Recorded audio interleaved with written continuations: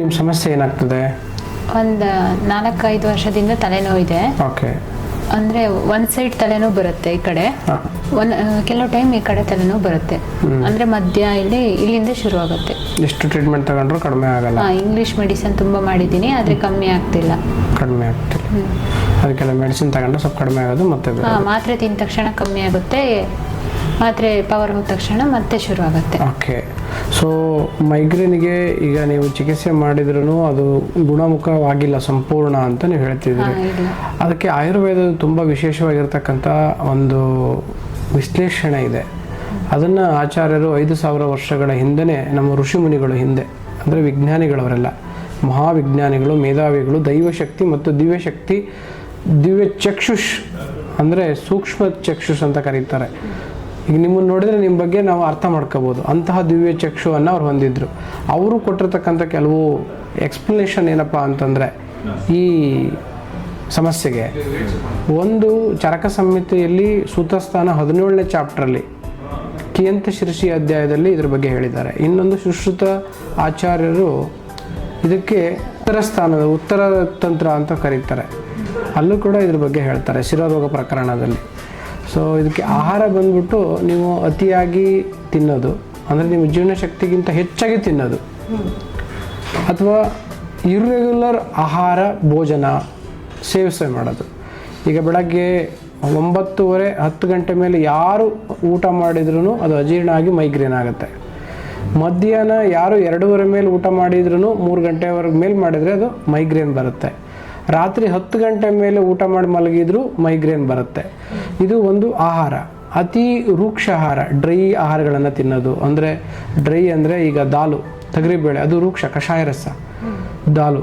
ಈಗ ಹಸುವಾದಾಗ ನೀವು ತೊಗರಿಬೇಳೆ ದಾಲು ಊಟ ಮಾಡಿ ನೋಡಿ, ಗ್ಯಾಸ್ಟ್ರಿಕ್ ಆಗಿ ಮೈಗ್ರೇನ್ ಬಂದುಬಿಡುತ್ತೆ, ತಲೆನೋವು ಬರುತ್ತೆ.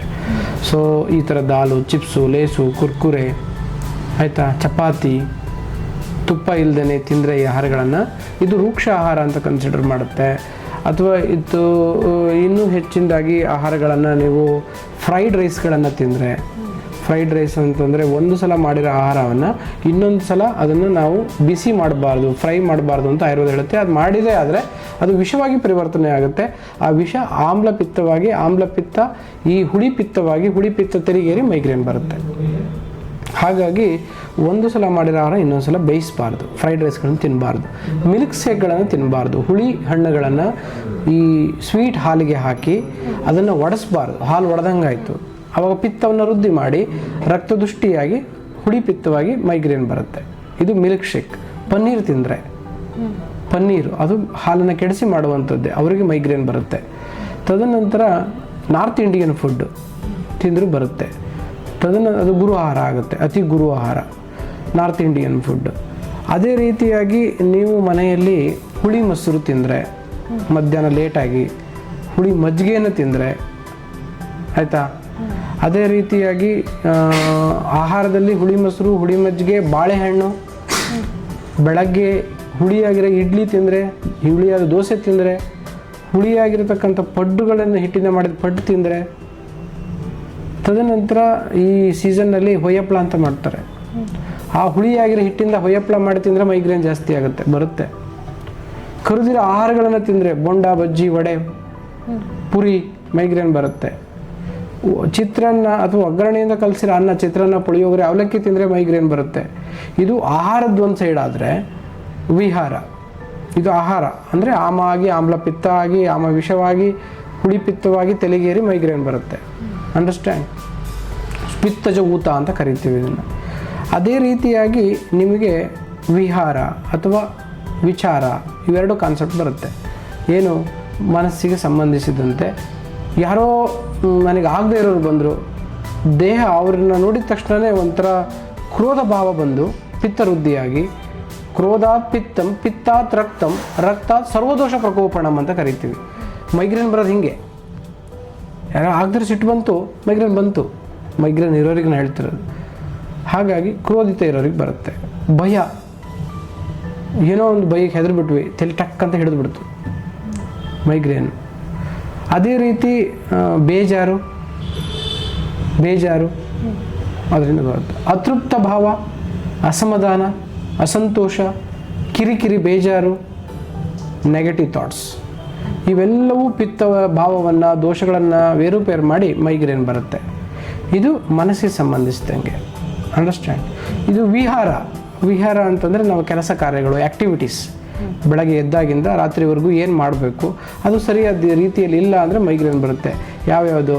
ರಾತ್ರಿ ಎಚ್ಚರ ಇರೋದು, ಲೇಟ್ ನೈಟ್ 12 ಗಂಟೆ 1 ಗಂಟೆವರೆಗೂ ಮೊಬೈಲ್ ನೋಡೋದು, ಆಮೇಲೆ ಮಲ್ಕೊಳ್ಳೋದು, ಕನಸು, ನಿದ್ದೆ ಅರ್ಧ ಸರಿಯಾದ ನಿದ್ರೆ ಆಗಿಲ್ಲ, ಬೆಳಗ್ಗೆ ಎದ್ದು ಹೆವಿ ಊಟ ಮಾಡಿದರೆ, ರಾತ್ರಿ ವೃಕ್ಷ ವಾತವೃದ್ಧಿ, ಬೆಳಗ್ಗೆ ವಿಷಮ ಅಗ್ನಿ ಸರಿಯಾಗಿ ಊಟ ಮಾಡಿದರೆ ಒಂದಕ್ಕೊಂದು ಜೀರ್ಣಕ್ರಿಯೆಗೆ ಅಸಮತೋಲನ, ವಾತಾನುಲೋಮನ ಆಗಲ್ಲ, ಮೋಷನ್ ಆಗಲ್ಲ, ಕಿರಿಕಿರಿ ಆಗುತ್ತೆ. ಊಟ ಮಾಡಿದರೆ ಹೆವಿ ಫುಡ್ಡು, ಮೈಗ್ರೇನ್ ಬಂತು ಬೆಳಗ್ಗೆನೆ.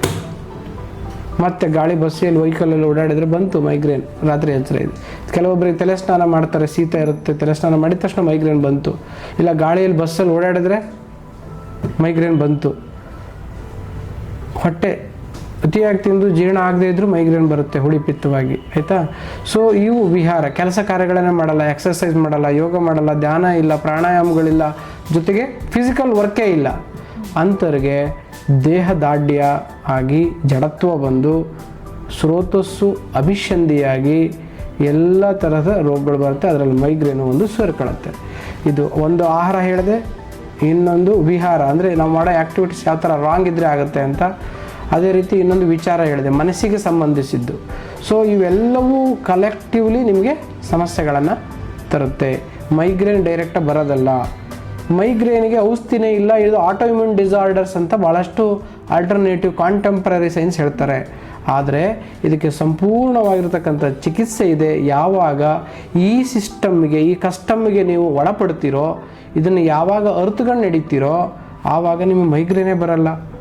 ಮೈಗ್ರೇನ್ ಈಸ್ ಆಲ್ಸೋ ದೋಷ ವೈಷಮ್ಯದಿಂದ ಬಂದಿರತಕ್ಕಂಥ ವ್ಯಾಧಿ.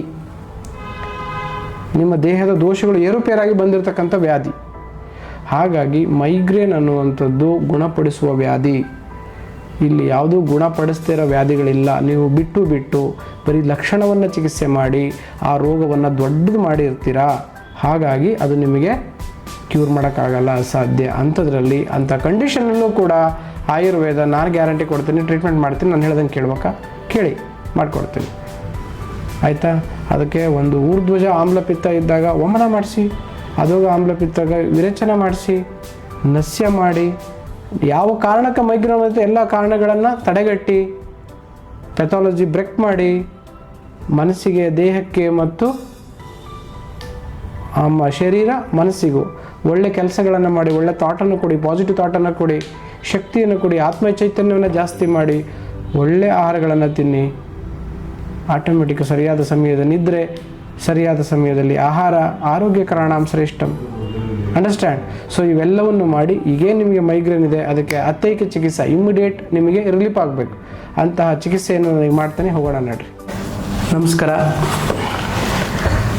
ಆಗಲೇ ಅಂದರೆ ಈ ಅರ್ಧಾವ ಭೇದಕಕ್ಕೆ ಏನು ಕಾರಣ, ಯಾಕೆ ಬರುತ್ತೆ, ಲಕ್ಷಣಸ್ ಏನು ಅಂಥೇಳಿ ಮಾತಾಡ್ತಾ ಇದ್ದೆ. ಲಕ್ಷಣಸ್ ಅಂತಂದರೆ ನೋಡಿ, ಇದು ಈ ಭಾಗದಲ್ಲಿ ಅಂದರೆ ಇದೇನು ಲಲಾಟ ಮತ್ತು ನಮ್ಮದು ಬ್ರೋ ಅಥವಾ ಏನು ಕರಿತೀವಿ, ಈ ಭಾಗದಲ್ಲಿ, ಲಲಾಟ ಭಾಗದಲ್ಲಿ, ಶಂಕ ಪ್ರದೇಶದಲ್ಲಿ ಮತ್ತು ಈ ಕುತ್ತಿಗೆ ಭಾಗದಲ್ಲಿ ಹಾಗೆ ತೀವ್ರವಾದ ನೋವು ಬರುತ್ತೆ. ಹಾಗೆ ಒಂದು ಕಣ್ಣು ಒಂದು ಸೈಡ್, ಈ ಸೈಡು ತೀವ್ರವಾದ ಥೋದ ಅಂತ ಕರಿತೀವಿ, ಚುಚ್ಚಿ ಥರ ಪೇನ್ ಆಗುವಂಥದ್ದು. ಅದು ಶತ್ರುಗೂ ಬೇಡ ಅಷ್ಟು ತೀವ್ರವಾಗಿರ್ತಕ್ಕಂಥದ್ದು. ತಲೆನೋವು ಬಂದರೆ ಅತಿ ಪ್ರಿಯರಾಗಿರ್ತಕ್ಕಂಥ ಅಮ್ಮ, ಅಪ್ಪ ಅಥವಾ ಗಂಡ, ಮಕ್ಕಳು ಯಾರೇ ಬಂದರೂ ಜೊತೆಗೆ ಅವ್ರನ್ನ ಬಿಟ್ಟು ದೂರ ಹೋಗಬೇಕು. ಗಲಾಟೆ ಮಾಡಿದರೆ ಹೊಡಿಬೇಕು ಅನ್ನೋಷ್ಟು ಸಿಟ್ಟು ಬರುತ್ತೆ. ಕತ್ತಲು ರೂಮ್ ಬೇಕು ಅನಿಸುತ್ತೆ. ಕತ್ತಲು ರೂಮಲ್ಲಿ ಇದ್ದರೆ ಇನ್ನೂ ಸಮಾಧಾನ ಆಗುತ್ತೆ. ಒತ್ತಿ ಏನಾದರೂ ಕಟ್ಕೊಂಡ್ರೆ ಸಮಾಧಾನ ಆಗುತ್ತೆ. ಇದು ಮೈಗ್ರೇನ್. ಅದೇ ರೀತಿ ಕೆಲವೊಂದು ಸಲ ವಾಂತಿ ಆದ ತಕ್ಷಣವೇ ಮೈಗ್ರೇನ್ ಕಡಿಮೆ ಆಗುತ್ತೆ. ಅದು ಪಿತ್ತ ಪ್ರಧಾನವಾಗಿರುತ್ತೆ. ಕೆಲವೊಂದು ಸಲ ನಾವು ಗಾಳಿ ಹೋಗ್ತಿದ್ದಾಗ, ಗಾಳಿ ಜಾಸ್ತಿ ತಗೊಂಡಾಗ, ಶೀತಕ್ಕೆ ಹೋದಾಗ ತಲೆನೋವು ಜಾಸ್ತಿ ಆಗುತ್ತೆ. ಅಲ್ಲಿ ಕಫ ಮತ್ತು ವಾತದೋಷದ ಡಾಮಿನೇಟ್ ಇರುತ್ತೆ. ಸೊ ಇಂತಹ ದೋಷಗಳನ್ನು ನಾವು ಅವಲೋಕಿಸಿ ಅದಕ್ಕೆ ಚಿಕಿತ್ಸೆಯನ್ನು ಮಾಡಬೇಕಾಗತ್ತೆ. ಆಯುರ್ವೇದದಲ್ಲಿ ಬಹಳಷ್ಟು ಚಿಕಿತ್ಸಾ ಕ್ರಮಗಳಿದೆ. ಒಂದು ಅಂತರ್ಪರಿಮಾರ್ಜನ, ಬಾಹ್ಯ ಪರಿಮಾರ್ಜನ ಚಿಕಿತ್ಸೆ ಅಂತ ಕರಿತೀವಿ. ಅಂತರ್ಪರಿಮಾರ್ಜನ ಚಿಕಿತ್ಸೆ ಅಂತಂದರೆ ಅವರಿಗೆ ನಾವು ಅಂದರೆ ಗ್ಯಾಸ್ಟ್ರಿಕ್ಕಿಂದ ಬಂದಿದ್ದರೆ ವಮನವನ್ನು, ಸದ್ಯವಮನವನ್ನು ಮಾಡಿ, ಹಾಗೆ ವಿರೇಚನವನ್ನು ಮಾಡಿ, ಜೊತೆಗೆ ನಸ್ಯವನ್ನು ಮಾಡಿ, ಘೃತಪಾನವನ್ನು ಮಾಡಿ, ಸೊ ಇವೆಲ್ಲ ಚಿಕಿತ್ಸೆಗಳು, ಪಂಚಕರ್ಮಗಳ ಚಿಕಿತ್ಸೆಗಳು ನಾವು ಮಾಡ್ಬೋದು.